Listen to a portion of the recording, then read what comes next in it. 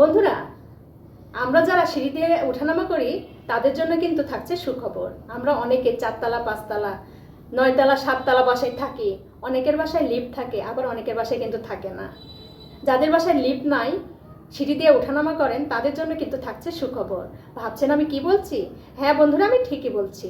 আপনি যদি নিয়মিত সিঁড়ি দিয়ে ওঠানামা করেন তাহলে আপনার হৃদরোগের ঝুঁকি কিন্তু অনেকাংশেই কমে যাবে। এছাড়াও আপনারা যদি নিয়মিত সিঁড়িতে ওঠানামা করেন তাহলে আপনাদের ফুসফুসের কার্যক্ষমতা কিন্তু বৃদ্ধি পাবে।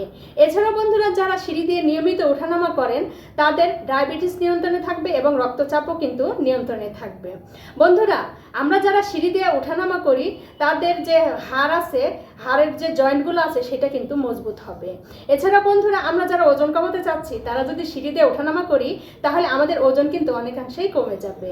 তাই আমরা যদি নিয়মিত সিঁড়ি দিয়ে ওঠানামা করি, ক্ষতির চেয়ে কিন্তু আমাদের লাভ বেশি হচ্ছে। তাই আমাদের লিফট নয়, সিঁড়ি দিয়ে ওঠানামা করা উচিত। কাক এবং কোকিল দুজনেই কালো, তারপরে মানুষ কাকের তুলনায় কিন্তু কোকিলকেই বেশি ভালোবাসে। কারণ কি জানেন? কোকিলের গলার মিষ্টি সুর। তাই গায়ের রং যেমনই হোক না কেন, আপনার কথা বলার ধরন, আপনার আচার আচরণ, আপনার ব্যবহারই মানুষের কাছে আপনাকে সুন্দর করে তুলবে।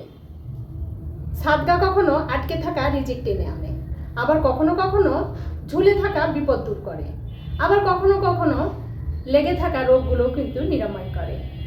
এছাড়াও বন্ধুরা, সাদগা আমাদের পাপ মোচন করে। তাই আমাদের কিন্তু বেশি বেশি সাদগা দেওয়া উচিত।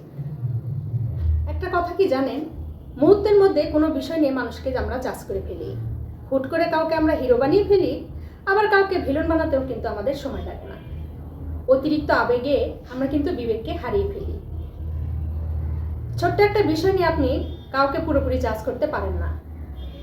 কোনো ছোট্ট একটা বিষয় নিয়ে মানুষকে জাজ করার আগে মনে রাখবেন যে ছোট্ট একটা বিষয় নিয়ে মানুষকে হেয় প্রতিপন্ন করছেন, ছোট করছেন, তুচ্ছ তাচ্ছিল্য করছেন। আগামীকালও কিন্তু আপনার সঙ্গে এমনটি হতে পারে।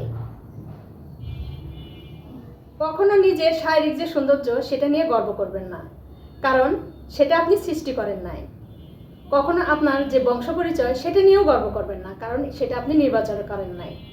আপনি গর্ব করবেন আপনার চরিত্র নিয়ে, যেটা আপনি নিজে সৃষ্টি করেছেন বা গঠন করেছেন। বন্ধুরা, আপনাকে যদি কেউ ভালোবাসে তাহলে সেই ভালোবাসা কিন্তু আপনি দেখতে পাবেন, বুঝতে পারবেন, স্পর্শও করতে পারবেন। কারণ ভালোবাসা দেখা যায়, স্পর্শও করা যায়। কিন্তু যেখানে ভালোবাসা নেই সেখানে কিন্তু আপনি ভালোবাসা দেখতে পাবেন না। আপনি যদি চোখের পাওয়ার বদলান অথবা দেখার দৃষ্টিভঙ্গি, কোনো লাভ নেই। হয়তো মনে মনে ভাবতে থাকেন আমাকে হয়তো ভালোবাসে, কিন্তু আমি বুঝতে পারি না। এটা হচ্ছে আমাদের নিজেদেরকে দেওয়া একটা সান্ত্বনা মাত্র। কিছু মানুষের আত্মীয় স্বজন এত ভালো হয় জানেন, যদি তারা জানে আপনি সুখে আছেন, শান্তিতে আছেন, তাহলে তাদের ঘরে বাজার করার টাকা থাকুক আর না থাকুক, তারা কিন্তু আপনার বিরুদ্ধে আপনার নামে জাদুটনা করে বসে থাকবে। এই টাকা তাদের কাছে যথেষ্ট পরিমাণে আছে। বন্ধুরা, কখনো আপনার শারীরিক যে সৌন্দর্য এটা নিয়ে গর্ব করবেন না, কারণ এটা আপনি সৃষ্টি করেন নাই। এবং আপনার যে বংশ পরিচয় সেটা নিয়েও গর্ব করবেন না, কারণ এটা আপনি নির্বাচন করেন নাই। আপনি গর্ব করবেন আপনার চরিত্র নিয়ে, যেটা আপনি নিজে গঠন করেছেন।